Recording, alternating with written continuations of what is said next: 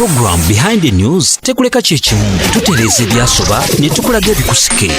Mujjanjabye era mulijjukirwa abalungi abana kimukoze okuwati mutaase eggwanga lino Uganda n'ensi yaffe.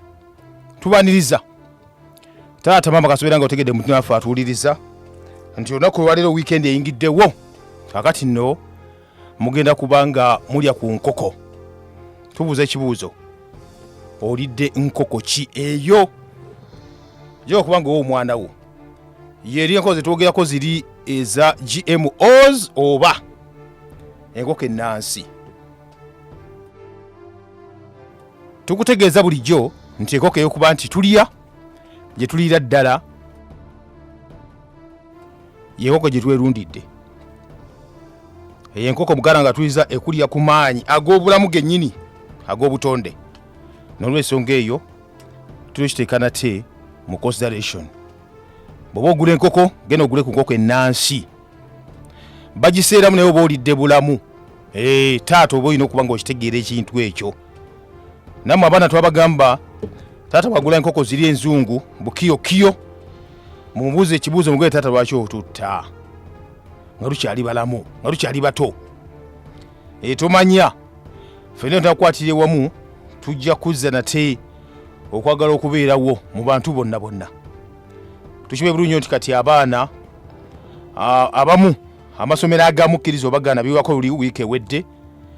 Abamu baga tebatuuka ku masomero baleka nti omuzadde yaleka bijuyisa awo n'atama n'agenda kuba baba babanja akasente. Nekitegeeza nti nno juyisi bakyamutwala ku ssomero libamuwa abaana. Bile bagamba nno emmere bagiweze amasomero agamu go gakyagirina.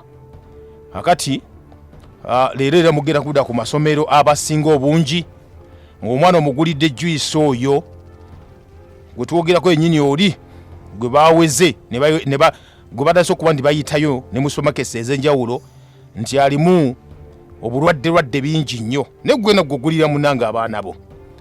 Akati nno obatwala mu ntaana ng'olaba ebyaddala. Kakati mugana atuliza tugabugambi genda ogule ku nkoko ennansi ate obeere nga ebyaddala olina kyokoze. Ne lugamba bulijjo tulya ku greens kubanga obuto bungi bwe tulya bulina okuba ntubugjamu tutya nga tubukendeeza tulya bulungi. Ebikawa birungi nnyo nnyini ddala. Naga greens ziwefusiingibidde ziba nnungi nnyo olw'ensonga oba ozimuntalinze nga tebazifuidde ebiragala biri ate ebijjo tulwaza. Abazimirira ku mbalaza namwe tubebaza mwebali nnyo mwebali eddala. Tugamba bulijjo munaffe okunywa ng'onywa ku mazzi naye nga tulina kituukako ekyo gamba tuli mu kaweefube okuba tugoba ebitulatula bye ebinene nga tulya katunkumafu n'omutini oli akaawa. Tuve ku bye bakolerera bijja tuwaliza bwereere. Amazzi bwe bulamu malungi nnyo okuganywa kuba omubiri gugeetaagira ddala. Naye mazzi kigonywedde twaga amazzi olina okunywa miniwota ate geego miniwota yoyo gwe weesenedde gwe okuva ku mudumu ku taapu n'ofumba n'onywa. Naye ono kemiwota gwe mugula ow'amacupa gwe batunda mu maduuka supermarkets we baatulabula dda nti tumukendeereze ddala oba sobola kubanga omwesonyiwa. Ekitegeeza nti munywe mu kaseera nga tewaliwo option ndala yonna yakufuna gali mazzi gaffe ge weefumbidde. Then okonywe kibaita chemical water oyo nga WHO ne yamwesonyiwa. Kale nno kikulu nnyo okuba nti obulamu tubuzza engulu. Kola kudduyira oba osobodde. Kubera kiyambako okuzza omubiri engulu n'abasirikale bano abalwanyisa endwadde embiri gyaffe ne bafuna amaanyi agana lwanyisa endwadde na buli kimu kyoleka mu mibiri. Abalungi abatuuliriza basebole bannyabo tubaniriza ebikwanibuza okuse. Eno program emanyiddwa nga ekiri emabega amawulire nga bulijjo omulangira Kalema gegange. Gano ge mateeka agafuga program Behind the News. Etteeka erisooka teweesiganga bigambo bya munna byabufuzi. Etteeka eryokubiri teweesiganga amawulire okuggyako ng'ogajje wano. Nyumirwa nga bw'oyiga mu program Behind the News. Kakati nno mugala nga atuuliriza tuba tuyingiddewo nate kasoolya ebigambo bwe bityo. Ekiremego amawulire mu studios nina Dr. Galiwango Henry. Dr. Galiwango ono asomesa abasomesa obulimi ku ssettendekero ery'Amakerere. Sebo tusanso kulabako wasuze otya eyo? Nasuze bulungi sebo. Sebo. Webale kunkyaza. Weewaawo. Bannakampala tubaaniriza. Mwebale kuzuukukanga. N'abo mu Uganda yonna. Nandi muna ebisookera Kampala. Ebisookera Kampala. Ebirungi n'ebibi. Bino bisookera Kampala. Byonna bisookera Kampala. Ya. N'ekirala ak'enjawulo. Bannakampala balina ebizibu bingi. Bannakampala. Eno enkuba gy'olaba esuze ng'etonnya. Waliyo abazuukuse nga amasepiti gaseeyeeya. Kati abo ebizibu bingi. Waliwo ate abagenda okugakuumira eri. Yazuukuse akedde n'agamba ye bannange kiki akaana kanfukidde. Ogenda okukebera nga amazzi gali mu faliso. Mazzi gayingidde. Enkuba yatonnya ku Mande ndala ne ku Wednesday. Yali mbi. Nalaba amataba mu kibuga. Tuli ku mulembe nga tutandise okuba nti amataba tugoogerako buli mwaka ne guyitawo ne tukwata omulala. It became a norm. A norm. New normal. No, new normal. Nti amataba gajja tugaba naye ati amataba gajja. Awo ne batafaayo ne gajja ne gakola kigakola kyonna. Bajjajjaffe baatugamba. Atalumiddwa nsanafu. Tayinza kumanya bulumi bwazo. Kituufu. Kakati gobeera nga gwennyini kibuga gwennyini kinga osula eri waggulu. Actually nga amazzi agava ku bbaati lyo gegakulukutira abali wansi mu kisenyi. You don't care. You don't care. Yeah. Otherwise tubadde bulungi. Ensi erimu ebintu. Olunaku lwa jjo kafulu wa firimu yafudde. Actually yafa ku Thursday kiro. Tonnamutegeera kirabika. Kafulu wa firimu ye Chuck Norris. Chuck Norris yafudde. Anti mune ffe twakulanga tulaba firimu ezo. Missing in Action, Delta Force. Yafudde byeyimu ku bibadde ndowooza ebyokufa. Waliwo oluvuuvu mu lubadde lugamba nti omusajja ow'engalo omukaaga yafudde naye tebinnabakakasibwa. Nze nandigambye nti kyekirabo. It was going to be the gift of the first quarter of 2024. Wangi singa omuntu gyoyo yabadde at least afudde ng'avudde ku nsi. This is very bad. Okufa kusi kulungi. Nendowooza abantu baalifunye ku mirembe. Kituufu. Lunaku lwa jjo oba yali Friday yakola comments. N'agamba nti Jesus Christ cannot prevail over Kanjez Khan. Statement eyo wagiwuliddeko? Eya Prime Minister wa Israeli. Bali balowooza tu AI. Kumbe nga si AI. Nga bya ddala. Tukize mu Luganda. Jesus Christ cannot prevail over Kanjez Khan. Tukize mu Luganda. Kitegeeza ki mu Luganda? Gwamanyi Oluganda, gwamanyi oluki. Oluganda mu Luzungu. Nti ne wabeera Yesu Kristo. Tajasobola kukola ki? What is to prevail over? Touches and you might sometimes oyinza obutagira nga statement bw'ogimalayo tojja direct. Nti newaba Yesu tasobola kusajjalaata awali Ganjez Khan. Awali Ganjez Khan yali musajja mulwanyi nnyo. Kati yali mu Mongolia. Andi kati laba kati okitegeeza nti kati Isirayiri eba yegeraageranyiza ku musajja Saabalwanyi. Kati ne Yesu tosobola kukola ki? Tosobola kumuleeta nga Saabalwanyi waki? Nga Saabalwanyi waali. Ndowooza batasobola okutegeera kati ensi abamu waba n'akitegeera. Tebajja kitegeera. Tebakitegeere. Omanyi ekintu ky'okuzenga omanyi si kyangu nnyo kukujjamu. Ati kati nannyini wakyakulaze yakugambye. Anyway. Tugana ntu bulijjo. Gundi Food and Drug Administration yajja emmere ku katale ne companies zikola nezigamba ndi nonfu nefuwa ne waffa ate ne bagamba nti enfu gye bagambye eri nti nfuwa ne waffe ennamu. Kisobokera ddala. So kati ensi bwetyo bweri. Ensi bwetyo bweri. Abasajja bakyalwana naye economic pressures zigenda naffe zituyingirira ddala. naye abantu balina okitegeera nti nno Isirayiri temanyi Yesu si gwekkiririzaamu era teri mukkiririzaamu so kati it's high time kuzuukuka kubeerewo. Kiyinza okubeera ekizibu abantu baffe mu nsi yaffe tebawuliriza Impact FM tebawuliriza programu eno. Abantu baffe balina ndowooza abantu nga 2-3 basinga okuwulirizaamu. Asooka ye musumba asinga ne bbaawe yamuwasa okumujja ewaabwe wangi asinga pasita kyagambye kyekyo kati pasita wagamba nti sabira Isirayiri omusajja wa Mukama gatusabira Isirayiri ng'amavivi ku ttaka mu kifo ky'okusabira bbaawe agende Kampala anoonye sente adde n'emmotoka gomala budde osabira Isirayiri teri akumanyi teri ki ne banne Isirayiri bannange ensaasira okujoogerako ensaasira okujoogerako nedda nze sijja kulekerawo okujjukizanga bantu nti ekigambo Isirayiri ne kye tulaba waliwo ekigambo ekibeera munda waliwo gati nno kati Isirayiri ey'omwoyo ne Isirayiri eya bulijjo gy'olaba ey'ebyobufuzi so balina okukyawula bave mu gundi mu kwebaka balina okukyawulira ddala. Kiyinza obutanyikira mu matu g'abantu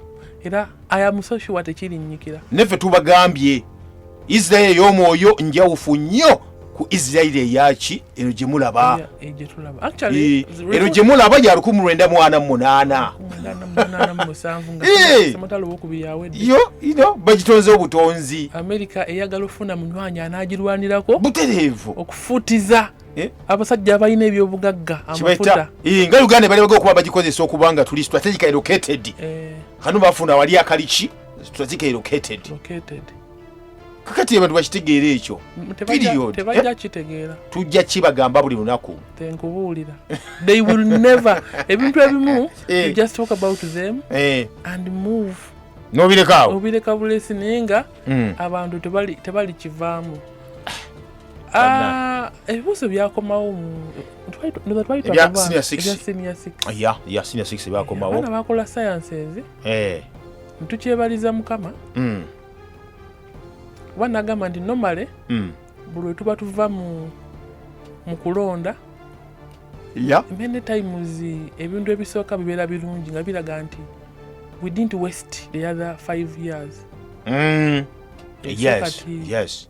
Abaana balina wabawo okwebaza wabeerawo okwebaza n'okusanyuka okwerabira amaziga n'okutunulira ebirungi byokka ebijja mu maaso. Well twebaza Katonda kala bye bakwata byali bitono unlike primary kubanga nalabe n'embaali nga it is a whole center a school of almost 160 pupils bagenda kudda mu P7 yansanyudde yagambye nti abaana bagenda okulaga ati bakoppa nti ansa yali entuufu yonna bagiteekawo wena nga ntuufu ne bagisaza bonna balekawo enfu bonna ekiragira ddala nti bakoppa nti oli yajja n'ayimirira mu kibiina n'agamba abaaye capital city of Uganda is not Kampala, it is Wakiso.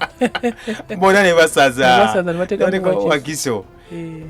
Wano ekyankutegeera ku estiri ku ebibuuzo nga kubona kibeere ne mu parliament byatuuse nga bagamba nti UNEB nti yali badde teekateekangawo pepa ey'okukola just in case bwe bakwate no nga abantu bakopye kani ge bagamba nti ana bakopye baleme basaza mu mwaka mulamba babawe pepa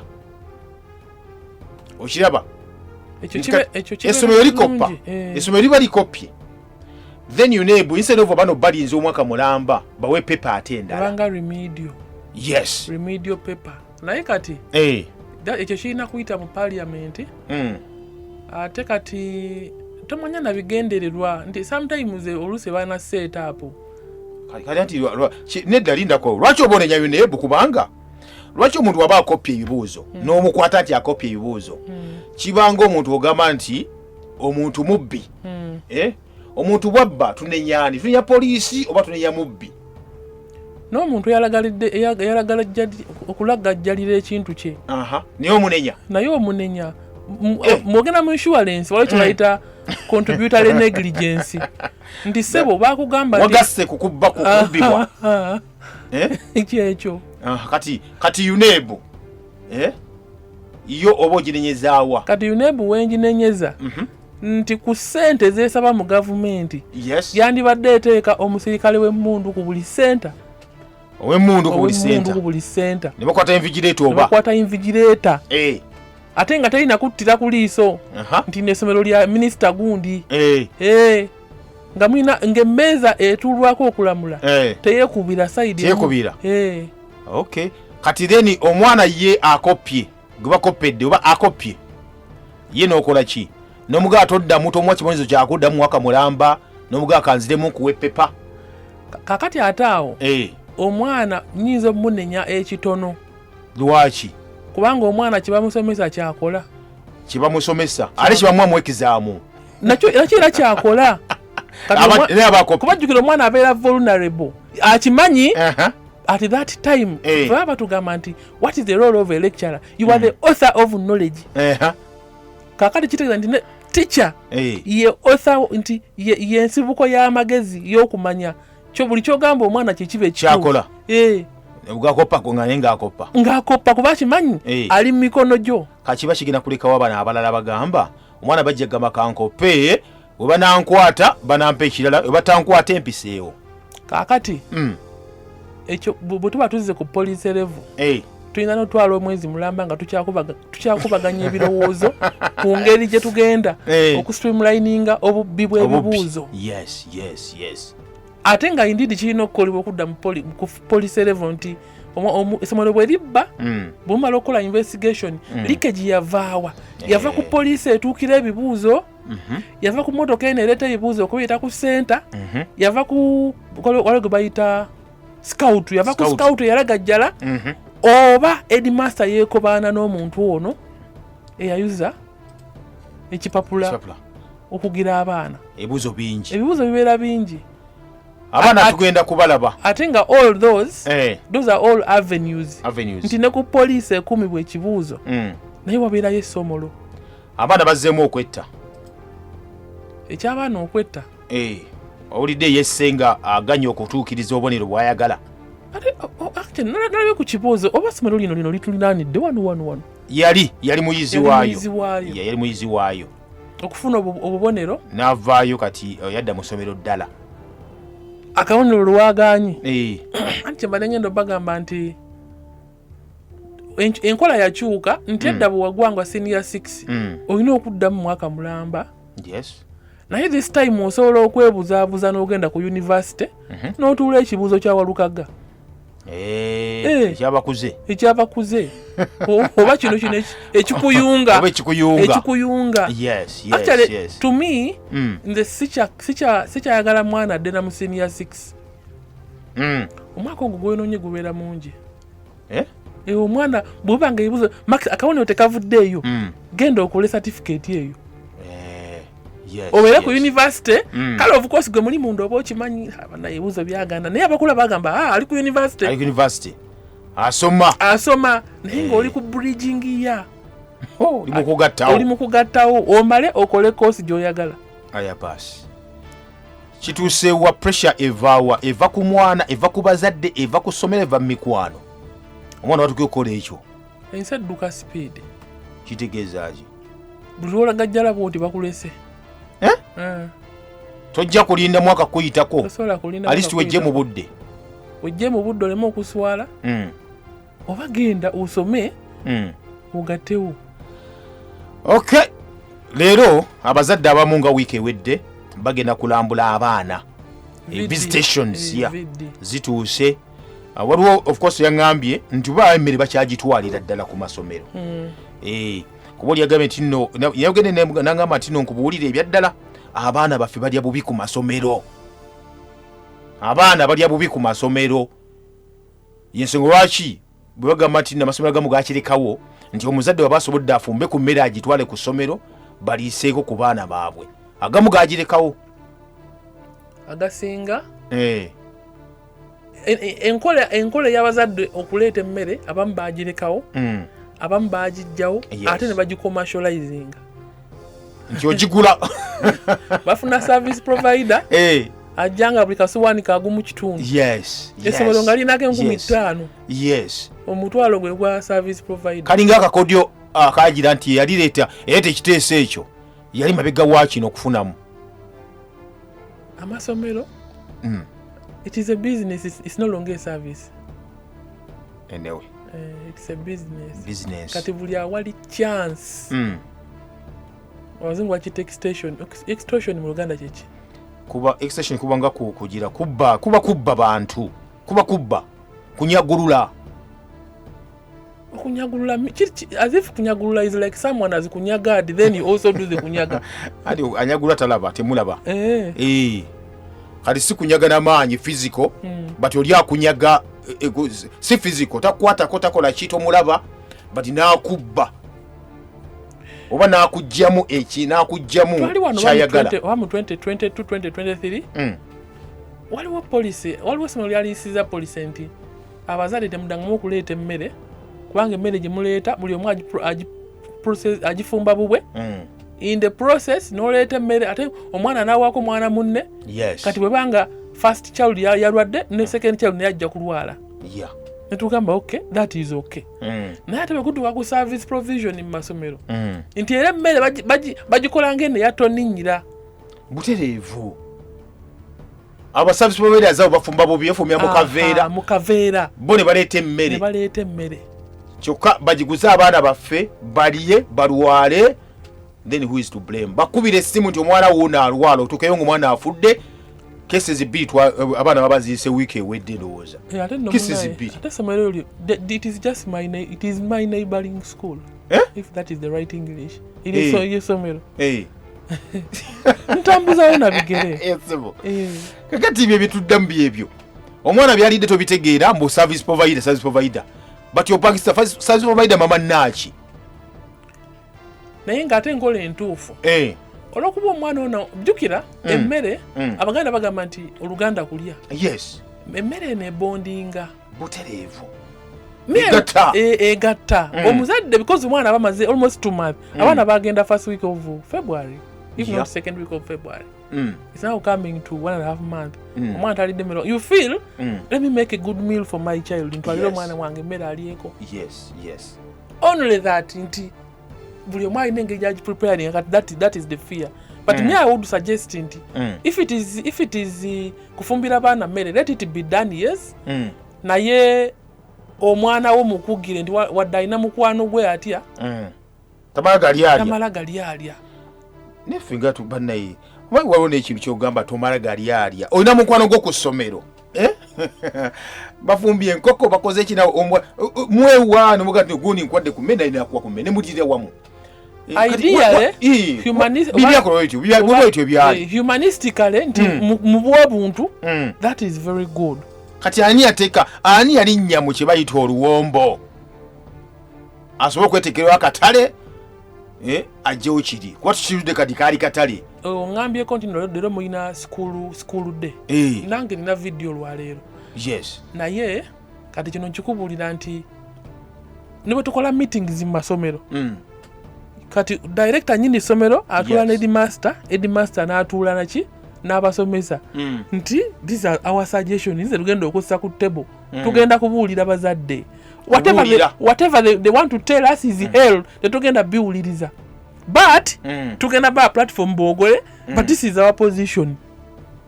Biringa parliament ye Kampala bajje basazeewo business yaabwe kakati gwe omuzadde ne wobeera ng'oyogera otya. You cannot change the decision of the school management.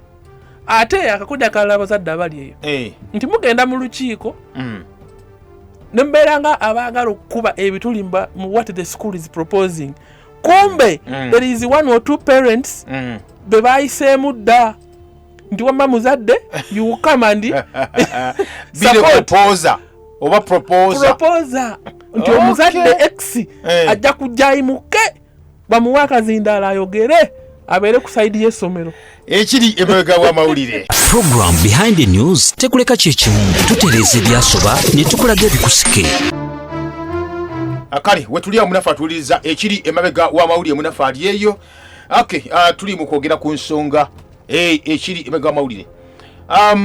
weekend twafunye twalabye nate abakulya eddwaliro ly'e Butabika naga nti abantu beeyongedde okutabuka emitwe ebyaddala baali baleseeko mu kakiiko ka paalamenti ogwose balina okuba nti balaga ensasanya ensimbi kuba nabo bazeetaagira ddala ne bagaa nti okutabuka emitwe ekyankuteko ennyo kweyongedde mu baana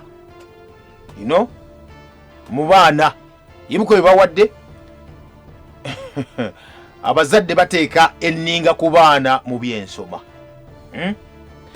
mu baana babakeeza nnyo saako n'okubakuumira ennyo mu bitabo ekividdeko abaana bano abalwala emitwe okweyongera. Dokita, watidde nga bwe ntidde, wenyamidde nga bwe nenyamidde? Sisobola kwennyamira. Olwaki? Twabyogerako ebintu ebyo gye buvuddeko. Yes. Abaganda bagamba nti ekijja omanyi kinyaga bitono. Nze moto yange eryawaka bwe muva ku ssomero wadde bawadde biholiday package temugeza ne mubituulako muli bituulako ku last week mugende mukole ebyammwe tugende mu nnimiro tugende tukyalire abantu buli omu afune kyakola. Nze yange ne holiday package togikola kaakati kubanga holiday ina kuwummula kaakati there are two scenarios. Mu kusooka waliwo essomero omwana wange gyalinga asomera mu kusooka nabagamba nga omwana wange tagenda kukola holiday package naye ngenda gigula because you want money yalinga ya mutwalo because ne waddayo nekiholiday package ku ssomero tebakimakinga. Nze nagaana n'okugubawa sikubawa. No, obuzibu bw'amasomero it is money. Gubawo omutwalo. Sigubawa. You stay in good books. Gubawe. Nenda ze mbagambeyo ne bakibona kimanya nti wange etakola holiday package. Kakati jakati eno gyali gye sigenda kwogera. Yes. Holiday package ze babawa zibeera projects. Ebeera nga project. Naye nga eri skill based.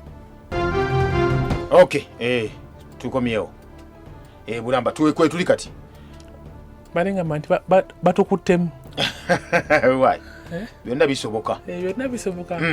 Kwa bajja nti abali mu technology. Bayudaaya tebo tubogerako banyiiga. Naye balenga manti omwana wange gye yadda. Holiday packages zibeera project. Project skill based. Project work anti. Yes. Nti genda.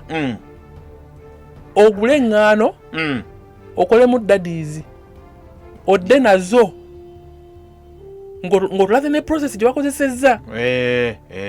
That is good. Wabula so si nti bakuwadde empapula baziprintinze genda odde ng'owandiise ng'ojjuzza ekyo kyo nkyagala but babikola ku last week nga bagenda okudda. These first kabaka bagenda kumula weeks nnya. The first 3 weeks go away from books. Yes. Era nze ne coaching sijagala. Kuba omuntu olina okuwummula. Abantu baffe mu Africa twegomba nnyo abazungu.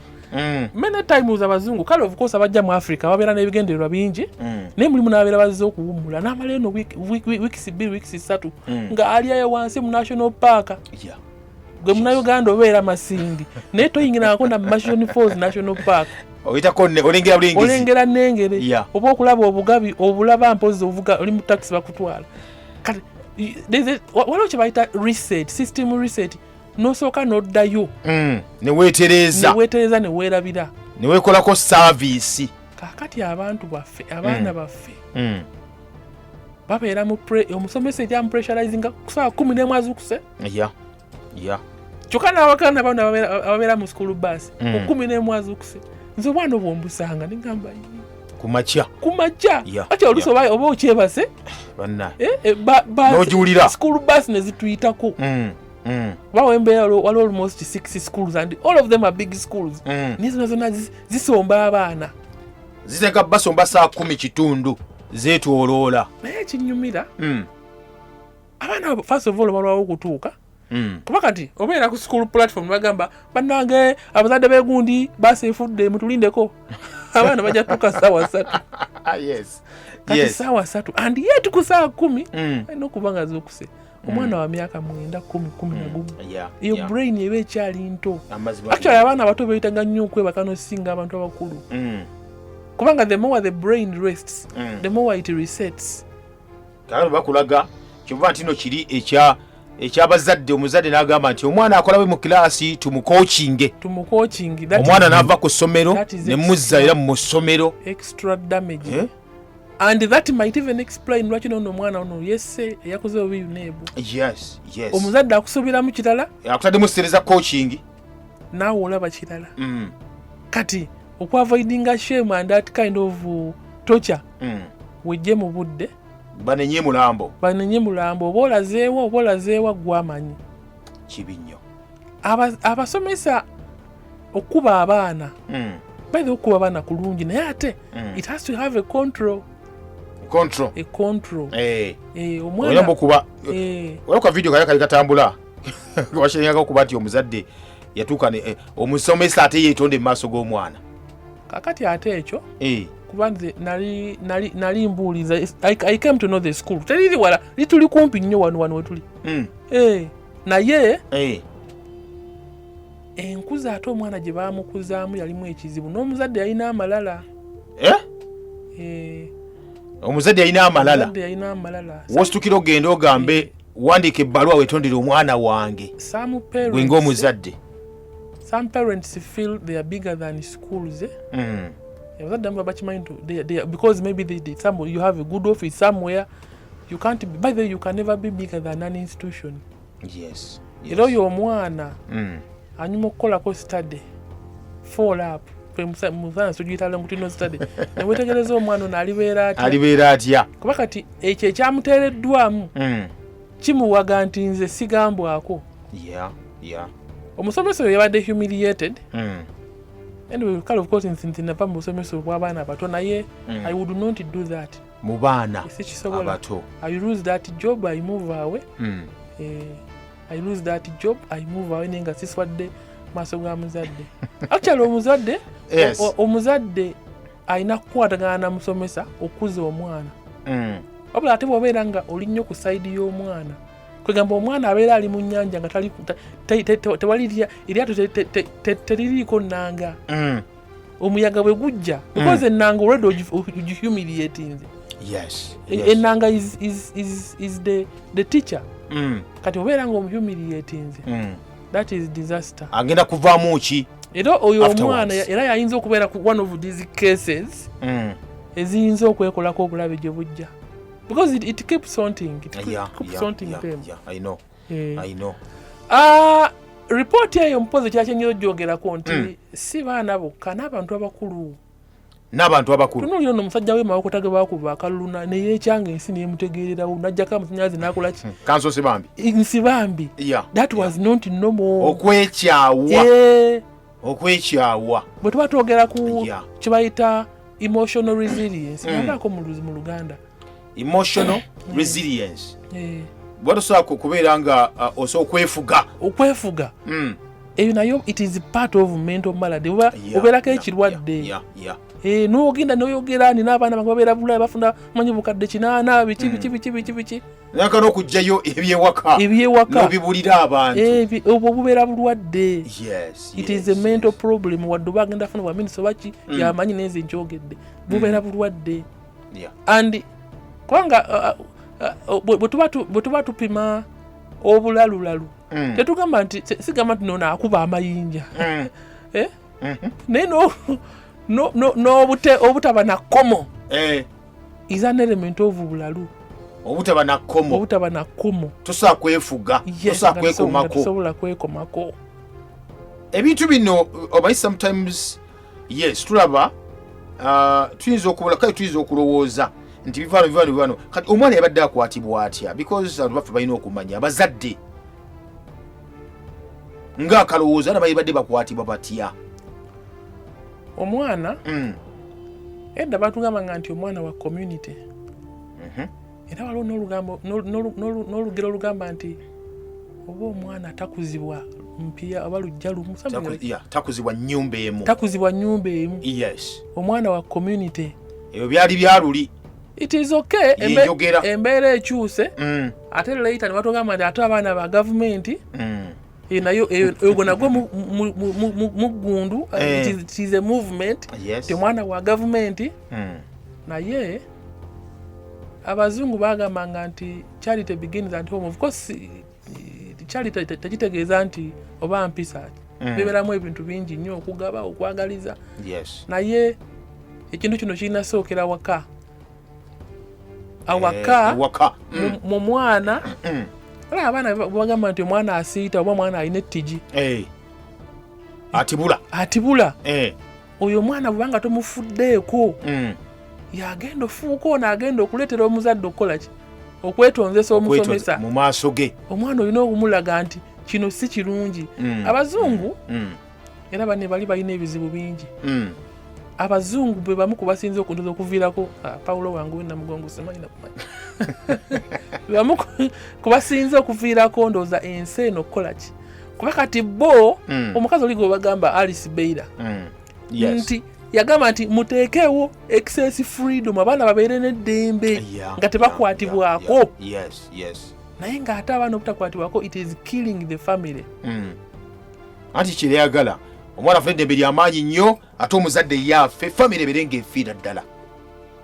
Waliwo ka video ke nalaba kitasa okutuukirira ka video kono omukyalo ono Mutesaasira Julie mutabani we oba Ezekiel yagamba nti omuyimbi yakyala ewa mukwano gwe batuukayo maama nga tafumbidde mwana we mama where is my food saafuume biki mama you're grounded grounded kiba kitegeeza nti nkusibidde awo toddamu n'ofuluma tofuluma nnyo nkwadde ekibonerezo tofuluma bamwe bagamba musare biki kakati omulenzi olwokuba yakulira Uganda ng'alina mukali ak'empisa yo afuna kamba program behind the news tekuleka kyekimu tutereeza ebyasoba ne tukulaga ebikusike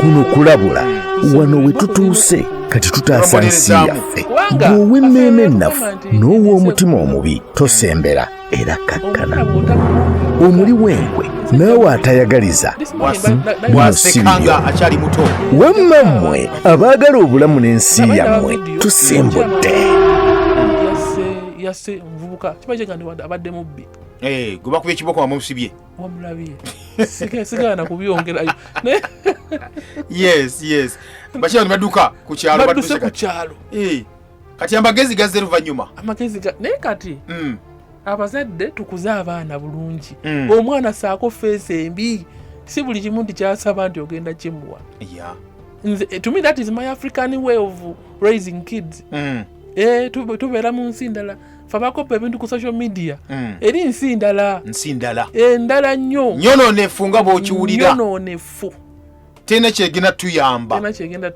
tukuze abaana in our African setting amazima gennyini olaba kati njala kuba example nze bankuza nga bangamba nti omuntu yenna gw'otagulira kawunga when you addressing him museke ekigambo ssebo oba nnyabo mwami oba mukyala njagala kuba example can you find Dr. Serrano mugamba hi Joseph nedda tosobola so muyita first name temwenkana naye bwogenda ebweru hi Joseph hi Joy anti oba batugano tugamba nti amannya amazungu togassaako na kitiibwa kitegeeza ki ekyo ezo empisa zaveeri yes eri gye bazijja already ziba mpisa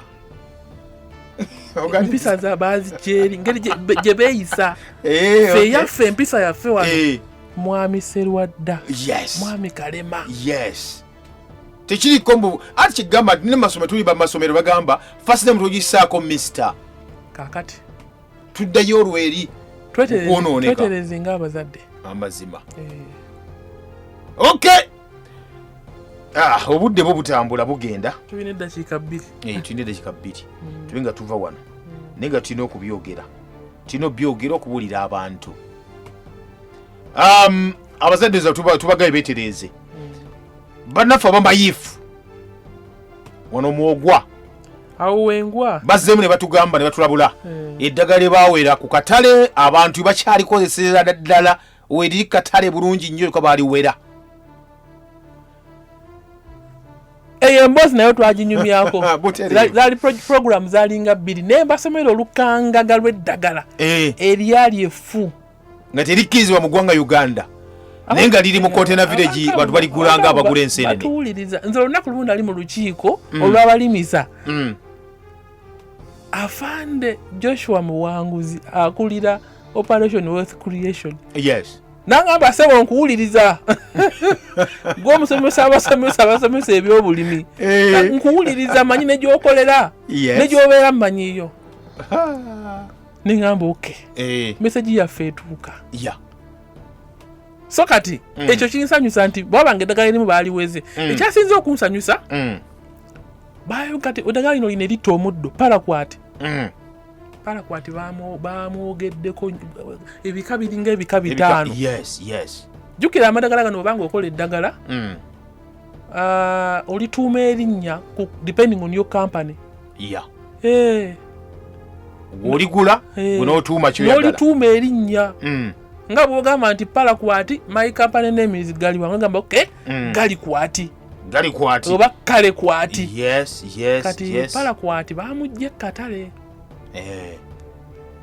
simba bawulira bino ebitwogera bannange kakati abantu baffe abafuuyira eddagala mukiwulire nti eddagala lyemufuuyiza gavumenti yali balijje ne maduuka agalitunda eno mu container village nayo ku byalo balijjeeko n'amadagala amalala mangi list bayaliko almost over 50-60 plus mwabaddemukko n'ebiri organiki kakati nze nkubuulira si buli kimasamasa nti nabeera zaabu amadagala agamu getugamba nti gali organiki tegali organiki balimba bulimbi kuba kimanyi nti organic yatunda kati olaba mwabaddemu ekigundi kya superguro superguro zibeera homonies ezipika ekimera nekidduka speed kasunda bus bakugamba nti kiri organic naye nga kiyise mu kyuma kya muzungu kyakoze ataddemu ekirungo kya nitrogen nga kingi olwokuba kijjidde mu mazzi nti obeere superguro nti ogule superguro omuteekemu waliwo akadagala kala bakayita di-grow superguro byonna byebimu abalimi abamu bendabyeko ng'agula di-grow oba di-grow n'amukuba mu mpiso ng'agenda okukuba ente n'amupika mu kitooke n'amupika mu kitooke of course ekitooke kirespondinga abamu bamuteeka mu mazzi ne bamuwa enkoko ezibiika nazindyusinga nezibiika amagi nga muzeemu ne ka yero eyo di-grow naye kituyambye nti superguro bamutadde ku listi y'eddagala etalina kubeerako bannaffe tebagenda kuligula olunaku olwaleero awo wetuli tetumanyi nakumanya program behind the news tekuleka kyekimu tutereeza ebyasoba ne tukulaga ebikusike. They have collected all our seeds, all seeds in Africa, and they have taken them to Norway in the biggest seed bank probably in the world, and that's where our seeds are. What is the agenda? I don't know. When they introduce genetically modified organisms of all these crops, our seeds will get lost because they will have crossed. So we lose all these seeds. Eventually, GMOs will fail and they will reintroduce back those seeds to us. What does that mean? Yes, we'll buy back our seeds. Program behind the news tekuleka kyekimu tutereeza ebyasoba ne tukulaga ebikusike. Ku noti 7 noti 5 mwenda munananya mwenda munananya oba noti 7 mukaga noti mukaga 7 noti 2 kujja kuba ntoyitawo atwogeremu naawe mwemwe kabagala ensi yammwe tuba tusimbudde. Waliwo mukwano gaffe yatubuuza ekibuuzo naga ati no enkoko nga zirwala nnyo yadde mukyala Kalema nkubuuza ekibuuzo ekyo. Enkoko nowadays twogerera kati mu week season oluza kuva mwezi ogwokubiri paka mugogo ogwosatu enkoko zirwala nnyo. Enkoko zirwala nnyo kankiddemu ku speed. Nagamba ku bulwadde obukwata abantu n'ebisolo. Bw'obanga olina ekifuba awaka ng'obeera n'enkoko zo most likely nazo zijja kufuna ekifuba. Ate ebifuba bingi nnyo kati nazo bwe ziba nga ndwadde n'oziyingiramu nga teweesabise nawe ofuna olwala kati ensi ebaddemu nakati mukyalimu ebifuba bingi mu nsi. Ekyokubiri weather changes zino zetuliko. Ekyokubiri enkoko zino ezirundibwa mu biyumba nezino ezibeera ebweru tuziwadde nnyo ebidagala obudde butuuka obulwadde ne buba nga bugumidde ebiragala nga tezikyawona. Ekyokusatu buli mudaala buli katawuni kalimu akuba capati n'amagi. Amagi agamu gabeera malwadde kati ge musuula ekisusunku chances anti embwa ejja kikwata ekisuula esaamuya enkoko ekiriemu n'enkoko okujjaawo okumpi w'okolera capati enkoko nayo zijja kulwala. So sayiko negenda bwetyo. Sayiko bwetyo bwebeera. Kyova batugamba nti bw'obanga osobodde abazungu bakiyita biosecurity oba mu lusayansi olulimi biosecurity making sure nti enkoko zo tozi exposing mu Luganda kyeki ekyo oba kibagamba nti nno tozireetera kuba kuleetera tozireetera kintu toziterawo mbeera ezireetera kufuna bulwadde. Bw'obanga osobodde nga wazimba akatimba awaka nga mweziriira itirizoke zibeera omwo eza nimba tezirina kuzisemberera eno. Mwe kuweereza mulangira nkulamusizaako oba muyise Bukenya Timothy ali Kigogwa. Kigogwa gyali Impact FM kwoli kafune ku simu zammwe abatuuliriza. Yela Amina sebo ngoyogera mpola sebo oyogera mpola muganda waffe tukuwulira. Wayogedde ku nsonga ya education. Yes sebo. Kaakati ekigenda mu maaso ebiteeso singa abavunaanyizibwa 100 ku 100 bawulira ekigenda mu maaso kyali ate kitaasa eggwanga. Nze nkyalemera ku nsonga emu amaanyi nina embuga ejjayo ku mwana wa 7 senior 4 ne senior 6 emuleeta amaze okukuuma ebibuuzo omuzadde n'ateeka omwana ku pressure olina okufuna 24 naye bwamaliriza agenda kukola ki? Kakati ne tuleka omwana ali ku university omusajja ali ku university dokita ebibuuzo ne tubireka mu mikono gya lekicara. Lekicara bw'abanga yasanyusikira omwana n'amuwa first class degree bw'abanga yamulemeseza nga omwana teyakutekupeta interview n'amuwa retakes. Lwaki yina ekuteshikitinga amaanyi ne gajeno wansi ne kutekera okusipesinga abaana gadde waggulu ku muntu agenda okufuluma okufuuka looya n'enjiya okusomesa lwaki amaanyi gali wansi? What is the result? Omwana bw'amaliriza P7 nga yafunye first grade agenda kukola ki? Ensonga endala omukyalo yayogenda nti yagenda tugenda ku ssomero mu mbi tuyigiza abasomesa nze nange nali ku ssomero Headmaster najja n'abasomero olukangada lw'ebintu bye baateesezza ne babawa eddakiika 10-15 emuleeta ebyamu ate n'abiyiwako amazzi n'obuuza bino lwaki teyabiwandiika mu saki okusinga okumalira obudde abazadde bakutte gye bakudde ne bajja ku ssomero naye nga tebalina contribution yonna gye bakuuse. Ekyeddagala eriri mu katale ani alisatifying okubeera ku katale UNDS okutunuulira ssente naye nga weerabidde nti gwawo omuntu olukusa okutunda eddagala eryo ligenda kumaliza nga likomyewo mu nnyumba ye jjajjaawo abaana bo so the effect tetaliza oba olyani oba olina oliconnected oba ova mu region ki kimaliza kikiridde ffenna nga Uganda kati UNDS eteekeddwa kuzuukuka banoonya buli omu kyakola investigate basobole okuba ne acting all that road in the system. Webali nnyo. Dr. Galwanjaga oddemu ebuuzira naffe abo. Langira I'm listening to the news about the issue of cheating exams. These people should be accountable for the malpractice. Head teacher, who is the senior supervisor. Second invigilators who are sent to UNEB to various schools. Kali Jenny Musinguzi bwati wagambye. Njatudde mba naffe abo budde buleka butuweddeko. Mu mbeera zonna. Ekyokubba ebibuuzo ogomuze gubaddewo era senga bwetuba nti tetwefuddeeko gujja sigalawo. Amateeka galina kuba very strong. Omwana mumujje mu equation mukwate bali basa ababbi. Muteri nsonga ekubya mwana is a psychological problem. Oyo mutegedde. Backwardness. Oyo mutegedde sikudda mabega. Okuba omwana sikudda mabega. Fred Budaka age mugama abakuume age mwebe tulaga kigenda maaso ni wali order enyini.